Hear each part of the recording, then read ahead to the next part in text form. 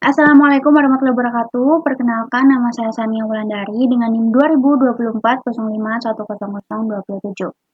Nah, di sini saya akan mereview buku yang berjudul 6 Dimensi Administrasi Publik edisi 3. Nah, pada buku ini ada 9 bab yang dibahas, namun pada review buku kali ini saya akan membahas tentang satu bab saja, yaitu bab 6 Dimensi Etika. Nah, buku ini membahas seputar kemampuan dalam menyusun kebijakan yang efektif dan efisien, kemampuan merancang struktur organisasi yang sesuai dengan tujuan dan fungsi pelayanan publik, kemampuan menerapkan prinsip manajemen untuk meningkatkan kinerja organisasi publik, kemampuan menerapkan nilai-nilai moral dan etika dalam mengambil keputusan dan tindakan administrasi. Buku ini ditulis oleh Profesor Dr. Jeremias T. Keban, SUMURP, dan diterbitkan oleh Gava Media pada tahun 2014. Nah, sedikit ringkasan dari bab ini yang telah saya pelajari. Saya akan menjelaskan beberapa poin yang telah saya dapatkan dari membaca buku ini. Jadi, dalam KBBI, etika adalah ilmu tentang apa yang baik dan buruk, tentang asas atau akhlak, nilai mengenai benar dan salah. Secara umum, nilai-nilai moral nampak dari 6 nilai besar atau 6 great ideas, yaitu kebenaran, kebaikan, keindahan, kebebasan, kesamaan, dan keadilan. Dalam dunia administrasi publik atau pelayanan publik, etika diartikan sebagai filsafat profesional standar dan right rules of conduct. Dalam etika ada beberapa aliran, yaitu ada teologi, utilitarianisme, dan deontologi. Dan menurut Candler dan Plano pada tahun 1988, dalam etika ada aliran utama yakni empirical theory, yaitu melihat bahwa etika diturunkan dari pengalaman manusia dan persetujuan umum. Lalu yang kedua ada rational theory, yaitu melihat bahwa etika diturunkan dari pengalaman manusia dan persetujuan umum. Lalu ada intuitive theory, berargumen bahwa etika tidak harus berasal dari pengalaman dan logika, tetapi manusia secara ilmiah dan otomatis memiliki pemahaman tentang apa yang benar dan salah, apa yang baik dan buruk. Lalu yang terakhir ada revelation theory, berpendapat bahwa yang benar atau salah berasal dari kekuatan di atas manusia, yaitu dari Tuhan itu sendiri. Nah, di sini ada beberapa isu penting. Etika struktur menyatakan bahwa organisasi atau pimpinan organisasi yang bertanggung jawab atas semua keputusan dan kebijakan yang dibuat dan bukan individu aparat. Lalu dalam pelayanan publik diperlukan juga norma tentang kebenaran, pemenuhan janji kepada publik, menjalankan berbagai kewajiban keadilan merupakan justifikasi moral yang semakin didukung masyarakat mana-mana. Nah, nilai-nilai dalam Pancasila dan pembukaan Undang-Undang Dasar 45 merupakan contoh konkret dari nilai-nilai tersebut yang oleh pendiri atau universal. Nah, kelemahan kita, negara ini, terletak pada ketiadaan atau kekurangan kode etik, bahkan seringkali kita bersikap kaku terhadap norma-norma moralitas yang sudah ada tanpa melihat perubahan zaman dan situasi. Nah, selanjutnya yaitu peran etika dalam administrasi. Nah, apa sih hubungannya peran etika dalam administrasi publik? Nah, pada dimensi etika ini dianggap sebagai dimensi strategis dalam administrasi publik. Masalah moral atau etika menjadi isu yang sangat strategis di dalam sepak terjang administrasi publik.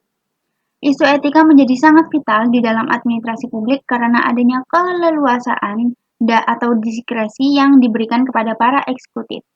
Menurut John A. Roarn, pada tahun 1989 pada halaman 60 menyatakan bahwa diskresi administrasi menjadi strategis poin bagi masalah moral atau etika dalam dunia administrasi publik. Tingkat moralitas atau etika pada pemberi pelayanan publik juga akan mempengaruhi pencapaian hasil. Selanjutnya yaitu contoh nyata etika di dalam dunia nyata.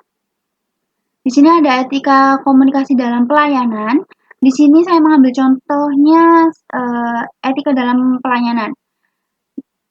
bertugas melayani di kantor pajak, memberikan informasi dengan jelas, sopan, dan sabar kepada warga yang mengalami kebingungan terkait pembayaran pajak, tanpa menunjukkan sikap arogan atau tidak peduli. Ini menunjukkan etika komunikasi dan empati. Nah, di sini saya akan mereview tentang bab akhir juga. Nah, di sini sedikit yang saya pahami, sedikit rangkuman yang akan saya jelaskan. Baik, di sini saya akan menyampaikan tentang pemahaman yang saya baca pada bab akhir. Nah, pada bab ini menjelaskan tentang isu birokrasi yang masih belum jelas dan terselesaikan. Pada buku ini, penulis menyampaikan rasa kekecewaannya terhadap ketertinggalan negara kita dan konflik sosial yang berkepanjangan.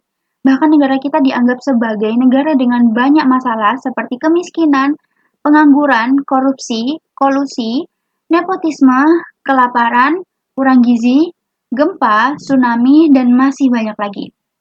Bahkan gejala kemiskinan dan pengangguran terus meningkat seiring berkembangnya tahun. Nah, semakin banyak masyarakat yang memberi respon negatif atau menyatakan rasa tidak puas dengan kinerja birokrasi yang dinilai lamban atau lambat dan tidak transparan dan kurang cerdas dalam menangani berbagai masalah. Nah, di dalam birokrasi sendiri terdapat banyak masalah seperti pembagian tugas pemerintahan yang masih belum jelas, sehingga banyak gubernur dan bupati yang bingung. Nah, penulis juga berpendapat bahwa penyebab utama dari berbagai masalah dikarenakan terabaikannya pembangunan birokrasi yang terabaikan akibat kualitas birokrasi kita terus berangsur merosot. Nah, ada yang berpendapat bahwa perbaikan birokrasi sangatlah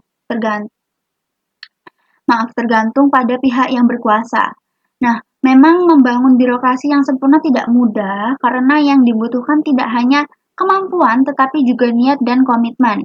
Nah, ada 4 aspek utama dalam membangun birokrasi, yakni ada membangun visi birokrasi, membangun manusia birokrasi seperti menciptakan sumber daya manusia yang berkualitas dan memiliki sifat leadership. Membangun sistem birokrasi ada 3 aspek strategis dari sistem birokrasi. Yang pertama ada pembenahan struktur, yang kedua ada menerapkan strategi yang tepat, yang ketiga pembenahan budaya organisasi. Nah, pembangunan birokrasi di Indonesia tidak boleh lagi diabaikan. Untuk itu dibutuhkan birokrat yang mampu menerapkan secara tepat. Penerapan yang dilakukan oleh para birokrat ini jangan lagi berorientasi pada penumpukan kegiatan atau anggaran, tetapi pada pencapaian hasil akhir yang semakin baik dari tahun ke tahun. Komitmen dan niat untuk memberikan hasil akhir yang lebih baik harus ditunjukkan dengan nyata dan harus menjadi tolak ukur utama keberhasilan birokrasi di tanah air. Selanjutnya yaitu apa hubungan antara bab akhir dengan dimensi yang saya pilih, yaitu etika. Nah, menurut saya pembahasan tersebut memiliki kaitan erat dengan dimensi etika karena kualitas birokrasi dari kinerja pemerintah sangat dipengaruhi oleh prinsip-prinsip moral dan etika yang diterapkan dalam pelaksanaan. Berikut adalah hubungan antara pembahasan di atas dan dimensi etika. Di sini ada etika kepemimpinan. Hubungannya yaitu pemimpin birokrasi memiliki tanggung jawab moral untuk menciptakan visi yang berorientasi pada kepentingan publik. Kepemimpinan yang baik mengharuskan mereka bertindak dengan integras, komitmen, dan tanggung jawab untuk memperbaiki kualitas layanan publik. Ketidakjelasan pembagian tugas seperti yang disebutkan mencerminkan kurang visi etis dalam kata kelola pemerintah. Lalu ada etika akuntabilitas dan transparansi. Hubungannya yaitu kritik terhadap kinerja birokrasi yang lamban dan tidak transparan menunjukkan adanya pelanggaran terhadap dimensi etika akuntabilitas. Etika akuntabilitas menuntut pejabat publik untuk bertanggung jawab atas keputusan dan tindakan mereka, memastikan setiap kebijakan bisa dipertanggungjawabkan secara moral dan administratif. Ulasan tentang buku ini, menurut saya buku ini sangat amat penting bagi masyarakat yang ada di Indonesia ataupun saya sebagai mahasiswa administrasi publik. Karena di sini sudah menjelaskan berbagai banyaknya dimensi dalam administrasi publik dan isu-isu yang tertinggal di Indonesia. Dan buku ini juga sangat mudah dipahami dan sangat bagus. Saya merekomendasikan buku ini untuk kalian bagi mahasiswa administrasi publik maupun masyarakat Indonesia yang mau belajar banyak tentang isu-isu atau di dalam administrasi publik. Nah, dari presentasi saya tadi memiliki kesimpulan yaitu bahwa dimensi etika itu memiliki banyak arti penting di dalamnya, bahkan memiliki teori dan aliran tersendiri di dalamnya. Etika juga sangat penting bagi administrasi publik. Banyak berkaitan antara etika dalam pelayanan publik. Etika juga memiliki kedudukan yang luas, bahkan hampir semua kebijakan dan aturan harus beretika. Lalu perlunya reformasi birokrasi melalui pembenahan struktur strategi dan budaya organisasi. Etika komunikasi juga berperan penting dalam memberikan pelayanan publik yang efektif dan responsif. Nah, kualitas birokrasi yang rendah dipengaruhi oleh lemahnya implementasi prinsip moral dan nilai etis. Komitmen dan integritas menjadi tolak ukur utama dalam mewujudkan administrasi publik yang lebih baik. Baik, itu tadi yang bisa saya sampaikan. Mohon maaf apabila ada salah kata. Saya akhiri. Wassalamualaikum warahmatullahi wabarakatuh.